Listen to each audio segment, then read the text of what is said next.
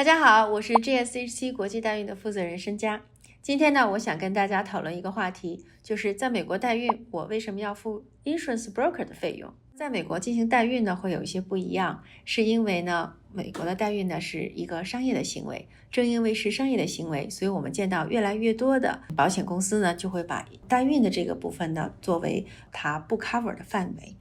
那么在这个情况下呢，我们就需要呢找一个非常专门的、专业的、了解代孕这个行业的，又了解保险的这样的 insurance broker 呢，来帮我们去分析和寻找到能够用于代孕的医疗保险。insurance broker 的收费呢，通常会有这样的几个不同的 level。第一个 level 呢，就是如果我们的代孕妈妈有自己的医疗保险，那么我们需要这个 insurance broker 呢来帮我们判断这个医疗保险是否可以用于代孕。那么这份 service 呢就叫做 validation 或者是 evaluation。那么这个通常需要呢我们的代孕妈妈呢提供她的医疗的保险的 booklet， 也就是一个叫做小册子，上面详细的去说明和解释了这个 insurance 的 coverage 啊 network 啊等等情况。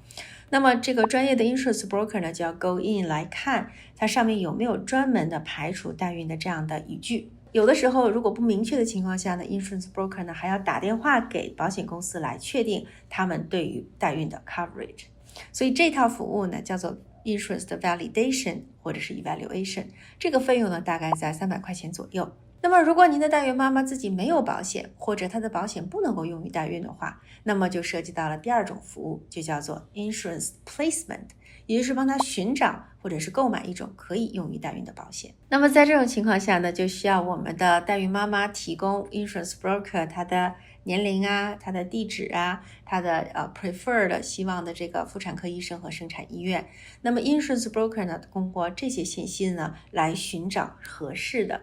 一种或者是几种医疗保险。在这个情况下呢，我们 insurance broker 呢，很多情况下还需要注意到几个问题。第一呢，就是如果代孕妈妈已经有保险了，而他们又购买了另外一种可以用于代孕的保险，那么这两个保险呢需要不能冲突，因为美国的保险有的时候是 primary insurance， 有的时候 secondary insurance， 有的时候 insurance 是不允许有 dual insurance 的。还有一些情况下，如果代孕妈妈有的保险是 government issue 的保险，那么还要考虑到 government 的这个保险和我们购买的保险不能冲突，可能我们的孕母需要取消 government issue 的保险。还有的情况下呢，我们的孕母可能会有 military 的保险，这种情况下也要考虑到 military 的保险和我们的这个孕母所购买的这个保险之间的相容性的问题。那么所以这个是第二个 level 的 service， 叫做 insurance 的 placement。我们可能想到，那么我已经买到了一个可以用于代孕的保险，是不是就不用担心了呢？那么其实呢还会有一些问题，因为保险的这个购买呢只是第一步。那么美国的保险呢是按月进行支付保费的，这个保费呢对于代孕的情况来讲呢，可以用两种方式支付。第一种方式呢就是用孕母自己的银行账户来进行支付，每个月从里面扣除。另外一种方式呢，可能就是通过我们的比如说信托账户也好，或者是其他方式的信用卡来进行支付。无论是自己的银行账户还是信用卡，都可能会出现，比如说代孕妈妈的银行账户里没有足够的钱了，或者是我们的信用卡可能那一次的时候没有支付成功的情况。如果说这个医疗保险的 premium， 我们叫做每个月的保费，在1个月到2个月不支付的情况下，这个保险就会被取消。所以说这种情况下呢，我们就又有了 level 3的这种服务呢，就是叫做 insurance premium 的 monitoring 的服务。这时候我们客户有的时候就问，那你中介机构怎么不能 monitor， 或者是孕母怎么不能 monitor 呢？首先呢 insurance broker 呢，他们其实有 broker 的这样的 account， 他们其实是有 access 可以看到这个代孕妈妈她自己的这个保险有没有支付的这么的一个 access 的。其次呢，其实在美国很多人的医疗的情况啊，包括他的这个保险的一些情况呢，是受他的个人的隐私的这样的一个保护的。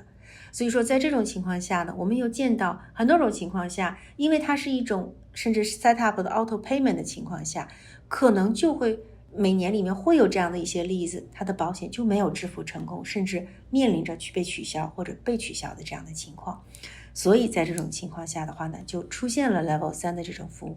premium monitoring 的这样的服务。而这个 premium monitoring 服务的话呢，因为代孕有的时候可能会涉及到跨年的情况，我们可以购买1年的 monitoring 或者是2年的 monitoring。如果这个保险它理赔不在这个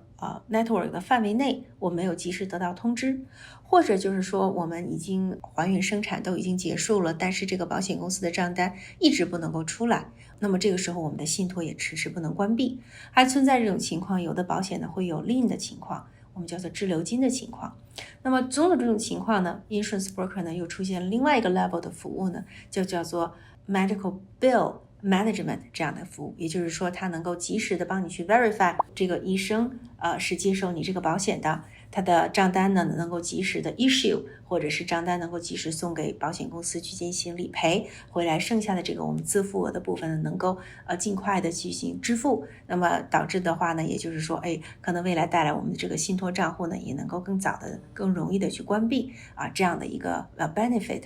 所以呢我们能看到呢，其实 insurance broker 在这里提供了他们的一个专业的服务，那么这个过程中呢，可能我们用不同 level 的服务呢，都对我们自己的这个代孕的过程呢，会有不同程度的一个保障。Overall 的话呢，我觉得这样的专业的服务呢，我们大家呢还是需要的。但是究竟需要到哪一个程度，大家想take 什么样的 risk， 这个是你自己的一个选择。我们呢作为一个代孕中介呢是会帮您去对接代孕的这个 insurance 的 broker， 那么提供他们所需要的信息。如果您觉得我还是希望放心，那么可能要一个比较 complete 的 package 的话呢我们也会帮你呢把这些呢详细的安排好。那么总之来讲呢，我们希望大家了解，在美国代孕的过程中可能会出现这样那样的情况，那么这也是为什么我们会需要有额外的费用支付给了代孕的 insurance broker。